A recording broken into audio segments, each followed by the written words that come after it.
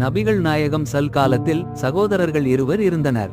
அதில் ஒரு சகோதரன் மற்றொருவரால் துன்புறுத்தப்பட்டான். ஒரு நாள் அந்த தவறு செய்தவன் சகோதரன் நிச்சயமாக மனமாறி மன்னியுங்கள் என்று தன் சகோதரனிடம் கேட்டான். ஆனால் அவன் மறுத்துவிட்டான். இதை கேட்ட நபி உன் சகோதரனை மன்னித்துவிடு, அல்லாஹ் உன்னை மன்னிப்பான் என்று கூறினார். ஆனால் அந்த மனிதன் இல்லை, நான் மன்னிக்க மாட்டேன் என்றான். 3 முறை நபி அவருக்கு இதையே நினைவூட்டினார். ஆனால் அவன் தன்னுடைய முடிவை மாற்றவில்லை. அப்பொழுது நபிகள் நாயகம் கூறினார்கள், நீ சொர்க்கத்திற்கு செல்ல விரும்புகிறாயா? மன்னிக்காதவனை அல்லாஹ் மன்னிக்க மாட்டான். அபூதாவூத் ஹதீஸ். இதை கேட்டவுடன் அந்த மனிதனின் மனம் வருந்தினவிட்டது. அவன் தவறை உணர்ந்து மன்னித்து விட்டான்.